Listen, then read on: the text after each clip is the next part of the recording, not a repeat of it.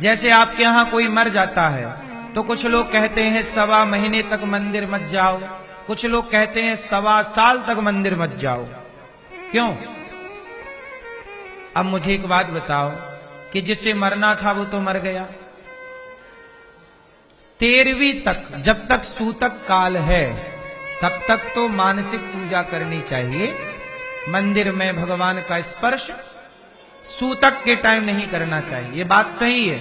पर सूतक होने के बाद, मतलब सूतक साफ होने के बाद, 13वीं के बाद, मृत्यु के 13 दिन बाद आप शुद्ध हो जाते हैं और फिर आप पूजा पाठ करने के अधिकारी हो जाते हैं, तीर्थ यात्रा करने के अधिकारी हो जाते हैं, मंदिर जाने के अधिकारी हो जाते हैं, व्रत उपवास करने के अधिकारी हो जाते हैं।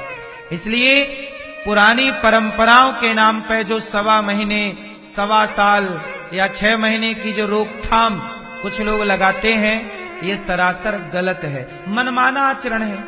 1.25 साल तक लोग कहते हैं, 1.25 महीने तक। आप सुने होंगे इन बातों को कि आप कितने महीना सुने हैं? 1.25 महीना। कई लोग कहते हैं 1.25 महीना, कई लोग कहते हैं 6 महीने, कई लोग कहते हैं साल। अब मुझे एक बात बताओ, इन लोगों से पूछो कि क्या तुमने 1.25 महीने तक झूठ बोलना छोड़ा? क्या 1.25 महीने तक कपट करना छोड़ा? क्या 1.25 महीने तक छल करना छोड़ा? क्या 1.25 महीने तक निंदा चुगली करनी छोड़ी? नहीं। अरे मंदिर जाना क्यों छोड़ा? पूजा करना क्यों छोड़ा? क्रोध न छोड़ा, लोभ न छोड़ा, हरि भजन क्यों छोड़ दिया? क्रोध न छोड़ा, लोभ न छोड़ा, पर हरि भजन क्यों? अरे पगले, क्या छोड़ने योग्य है ना? इसलिए कोई के मर जाने पर भी एकादशी का परित्याग नहीं करते। हाँ, जैसे एकादशी के दिन कोई मर जाए, आज हम व्रत हैं, आज आप व्रत हैं, आज फलाने व्रत हैं, और आज उनके घर में किसी की मृत्यु हो गई, तो आप कहो कि वो एकादशी कैसे करें? तो भाई एकादशी तो कर रहे हैं, मृत्यु हो गई, अच्छा है ना? इस बात की डबल खुशी मनानी चाहिए कि आज इनकी मृत्यु एकादशी की तिथि पर हुई। निश्चित जो एकादशी के दिन मरने वाला प्राणी है वह कैसा भी हो, पापी से पापी भी, पर सही तिथि पर मृत्यु हुई तो वह भगवत धाम जाने का अधिकारी होता है। इसलिए हम उस तिथि के और ऋणी होकर और अच्छे से उन तिथियों को करें और अच्छे से व्रत करें।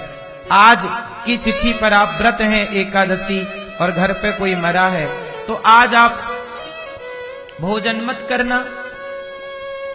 वैसे भी मर जाने की तिथि, जैसे कोई मर गया तो उस दिन भी तो लोग खाते ही है ना, हैं? नहीं खाते, बस चाय पीते हैं। अरे सास मरी पड़ी रहती है, पड़ोसन ले आती है चाय अदरक वाली, और सास मरी पड़ी है चाय पी रही है। नहीं पीते चाय, हैं? तो आपके यहां पड़ोसी लोग चाय नहीं लाते जब कोई मर जाता है तो, हैं? बड़े कंजूस पड़ोसी हैं, नहीं पीते, अच्छी बात है। पर कई जगह ऐसा है ना, कोई मर जाए तो पड़ोसी लोग चाय वाय ले आते हैं, सही है? तो जैसे कोई मर गया, अच्छा जिस दिन लोग कोई मरता है ना, उस दिन तो चलो पूरा घर शोक का है, इसलिए कोई खाता पीता नहीं है, क्योंकि सब रो रहे हैं। तो जब कुछ ना खाओगे तो अपने आप आपकी एकादशी हो ही गई, अपने आप एकादशी। तो इस एकादशी को कोई मरा तो आप कुछ खाओगे नहीं तो एकादशी हो गई, और कुछ खाना है तो फल ही खा लेना, उस दिन भी चावल रोटी क्यों खाना?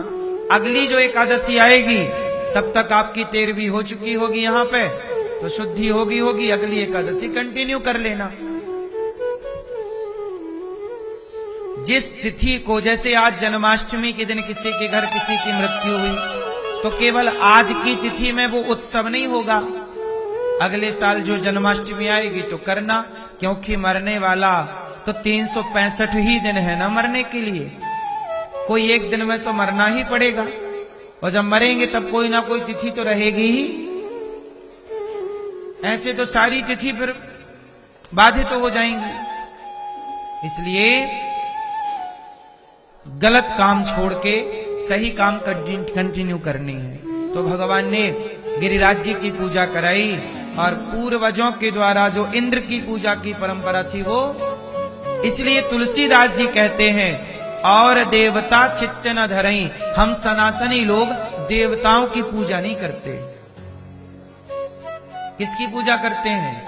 भगवान की। बोलो हाँ, इंद्र की पूजा नहीं करते।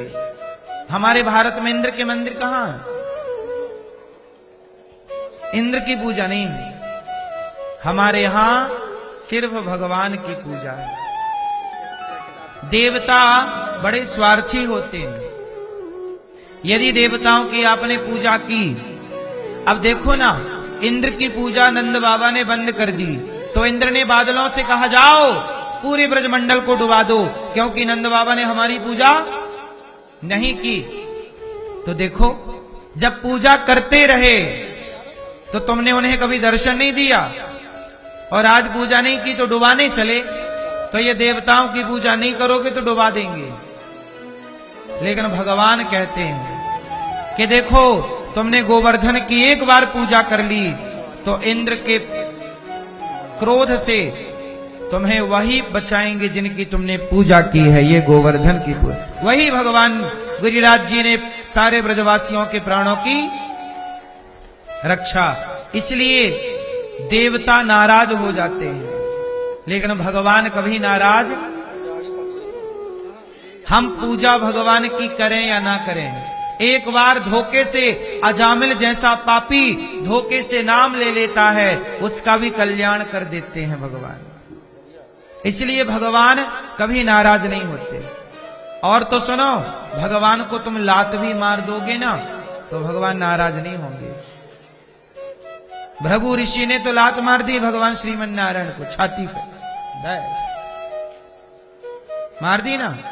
पर भगवान ने भृगु जी के चरण पकड़ के कहते हैं, भृगु जी हमारी छाती बड़ी कठोर है, आपके चरण बड़े कोमल हैं, कहीं आपको चोट तो नहीं लग गई। लात मारने वाले से पूछ रहे हैं आपको चोट तो नहीं लगी। ऐसा स्वभाव किसका हो सकता है? केवल भगवान का हो सकता है। इसलिए कहता हूं कि भगवान की पूजा हम सनातनी करते, क्योंकि भगवान बड़े दयालु हैं। करोड़ों अपराधी मैं हूं, मेरे अपराध देवता क्षमा नहीं करेंगे, मेरे अपराध भगवान क्षमा करेंगे। इसलिए भगवान की पूजा है। भगवान में और देवताओं में अंतर है। देवता 33 करोड़ है, 33 कोटि देवता बहुत सारे हैं, भगवान एक है। देवता कौन है? भगवान के नौकर। देवता कौन है भगवान के? इंद्र कौन है? इंद्र भगवान के कौन है? नौकर हैं। इसलिए तुलसीदास जी ने कहा और देवता चित्त न धरई। देवताओं को चित्त पे धरने की जरूरत। भगवान, भगवान कौन? भगवान श्रीमन नारायण, भगवान कृष्ण, भगवान राम। वह नारायण ही राम है, वही कृष्ण है, वही नृसिंह है, वही जगन्नाथ है, वही बिहारी जी हैं, वही है कृष्ण, वही है राम। इसलिए शंकर जी जब हनुमान जी बनकर आए तो वह भी राम की पूजा करने लगे, भगवान की पूजा। देवताओं के ऊपर कौन है? देवाधिदेव। देवताओं के ऋषि कौन है? देवताओं के ऋषि कौन है? कौन है? देवर्षि। देवर्षि नारद। नारद जी देवताओं के भी ऋषि हैं, और वो देवताओं के ऋषि नारद जी सदा नारायण नारायण का जाप करते हैं। हाँ या ना? देवताओं के ऋषि नारद जी हैं, देव ऋषि हैं। हमारे आपके ऋषि कौन हैं? हम मनुष्यों के ऋषि कश्यपोत्री वसिष्ठस्य विश्वामित्रोथ गौतमः जमदग्निर्भरद्वाज। ये 7 सप्त ऋषि हैं, पर इन ऋषियों के ऊपर भी नारद जी हैं। सारे ऋषियों के ऊपर कौन है? और वो नारद जी क्या जपते हैं? नारायण।